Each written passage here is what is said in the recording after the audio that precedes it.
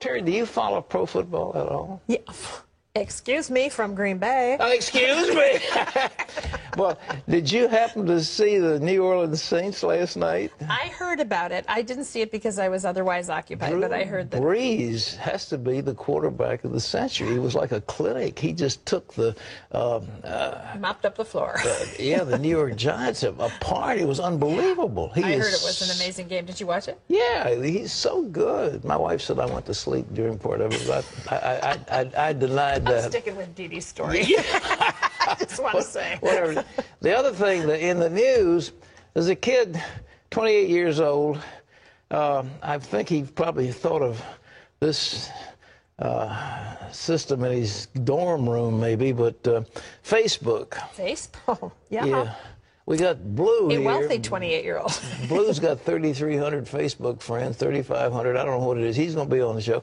But they're going to take an IPO of Facebook, and it's going to have $100 billion potential market cap. $100 billion for this thing. Well, it's amazing. I mean, it is an amazing vehicle. That dog is on it, so it just shows if dogs get on Facebook, everybody. So if you're not, you know just how out of it you are. You know where you stand.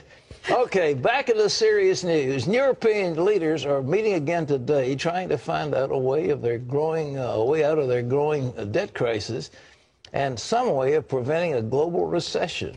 President Obama says the White House has ruled out any financial help for Europe from American taxpayers, but the United States has a growing debt problem of its own. Paul Strand has the story from Washington. What the U.S. government now owes the world is about the same size as what the entire American economy manages to produce in a year. Allison Frazier at the Heritage Foundation points out that's a monstrous dead weight on the economy, and it hurts the one thing every economy needs, the ability to keep growing. We know that when debt gets to be at this level, 90 to 100% of GDP, the size of the economy, that economies, nations grow dramatically slower. The dire consequences can be seen right now with huge borrowers like Greece and Italy. Their debt is so large they face default, unrest in the streets, severe cutbacks in social services, stalled economies, huge layoffs, and soaring interest rates. Pete Sepp at the National Taxpayers Union. Greece's debt burdens have definitely had an impact on the prosperity of their own population. Italy's debt so worries investors they've more than doubled interest rates they're charging. That's because investors want a bigger payback if they're going to put their money in a country that's in such bad shape. Investors from the outside become less willing to put their money in an economy that is seen to be struggling with excessive borrowing. Right now, Italy's debt is 121% of its annual GDP. In just 5 short years, America's will be 115%. It's racing right for the same hole Italy and Greece have fallen into. And it's set to get much worse in coming decades. America's debt looks to be as much as 344% of annual GDP by 2050. Right now, the part of the national debt each citizen owes is around $32,000. By 2050, it will be about $280,000.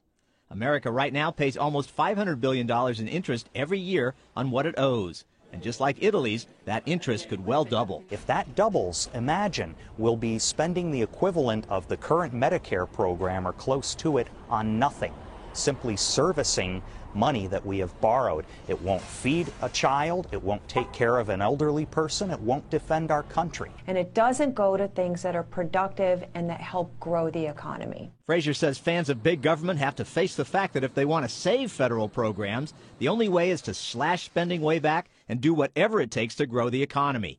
That means they have to stop talking about raising taxes all the time. We're not undertaxing Americans, and even the mere talk of hiking taxes chills investment, and that chills job creation. Sepp agrees America has to slash spending, promote growth, and halt its debt addiction, or else. Overborrowing has been the demise not only of governments, but entire economies and societies.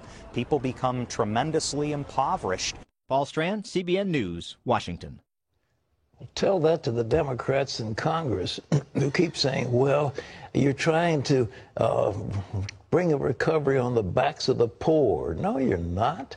You're trying to help the poor come out of the poverty they're in.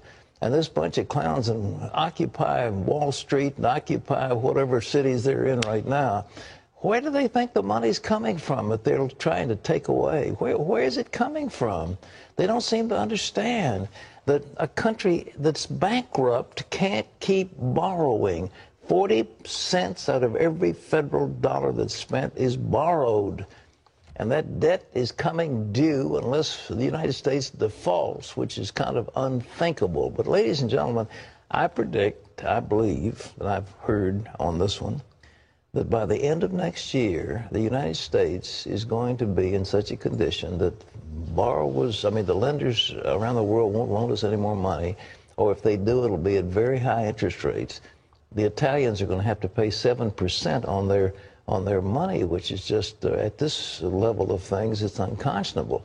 And if we start running our debt up in the 7, 8, 9% range, we can't stand it. Just do the math of what it would be like at $14 trillion and figure what it would cost if you had to pay 8% interest on it. I mean, it's coming.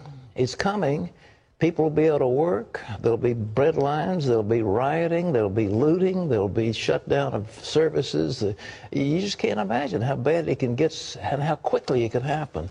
So we just need restraint. Somehow, somebody in Washington has got to say, I will not cater to special interest groups. I am here to represent the best interest of the country. That's what we're praying for. Well, Lee Webb has the rest of our top stories from the CBN Newsroom. Lee? Pat, Democrats want to extend the payroll tax cut that went into effect this year. The 2% cut is set to expire at the end of the year. The Democratic bill would extend it through next year and make it to over 3%. But the Democrats would add a tax of over 3% on people with incomes over $1 million. Republicans, as you might imagine, are against that. Democrats say they will try again, even if it means coming up with a different way to pay for the tax cut.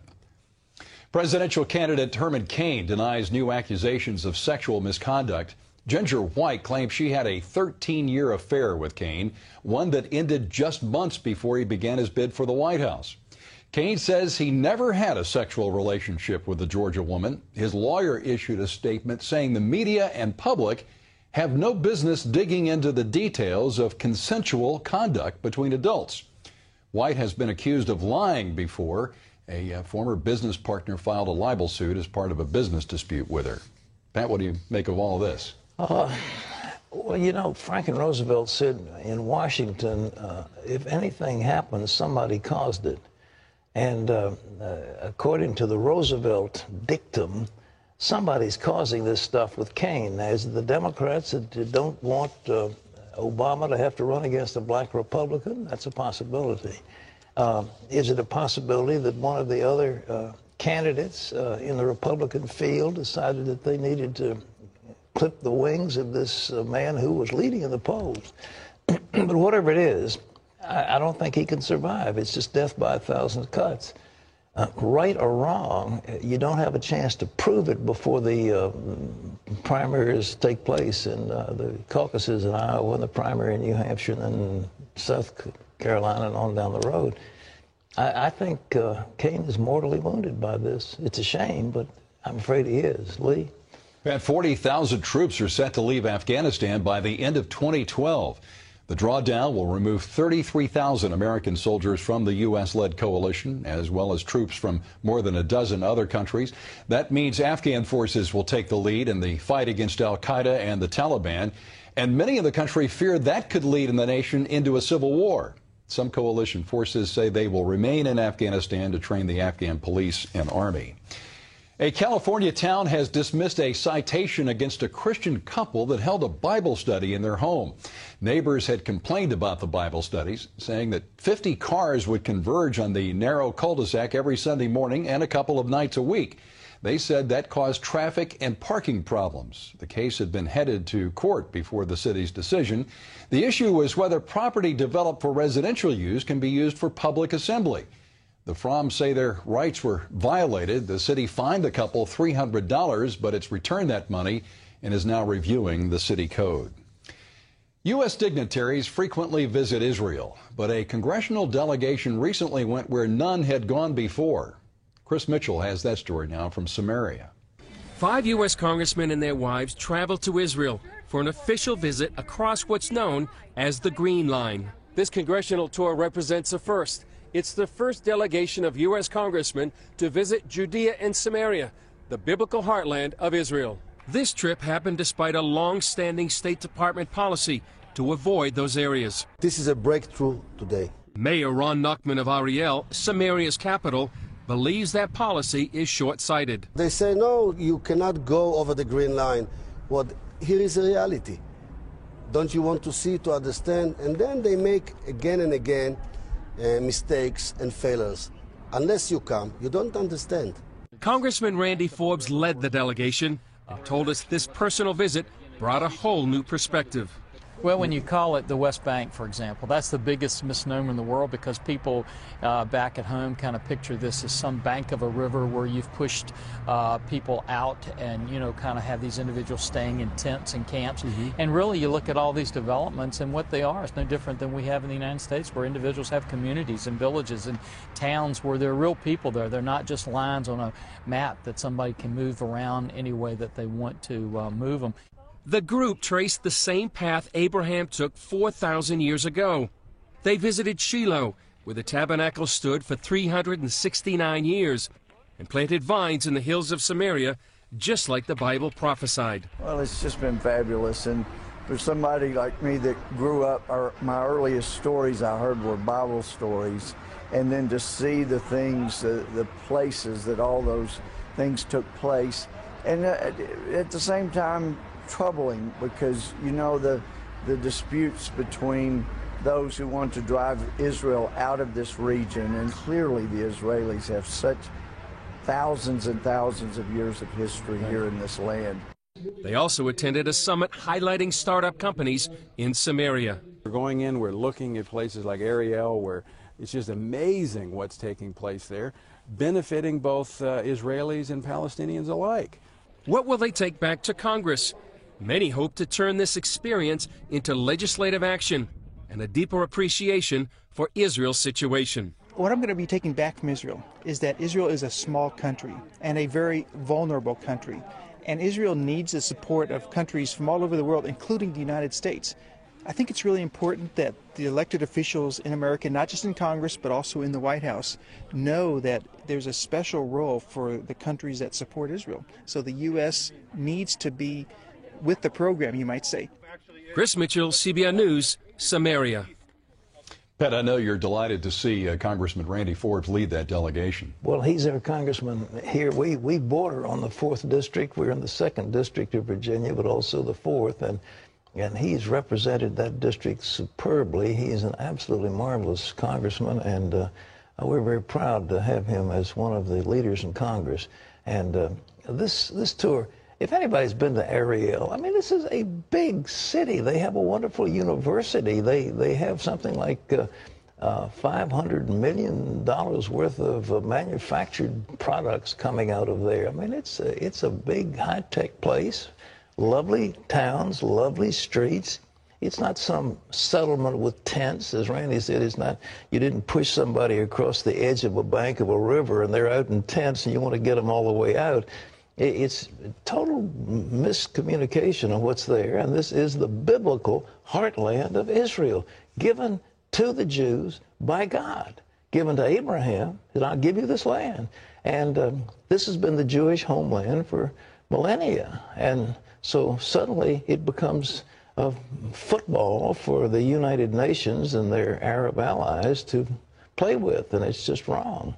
The world should get ready for a new made-in-China product, vaccines. Earlier this year, the World Health Organization announced that China's drug safety meets international standards. This opens the door for Chinese vaccine manufacturers to submit their vaccines to the UN Health Agency for approval. But Chinese medicines may still face questions after some of the food, drug, and other scandals in that country. Libyan Muslim leaders are demanding that Libya's constitution be based on Sharia law. About 250 Muslim clerics met with Libya's Transition Council Monday. The chairman of that council says that while the country's constitution may be based on Sharia law, it will still reflect moderate Islam. Other leaders say the matter is still being decided. Well, you can always get the latest from CBN News by going to our website at cbnnews.com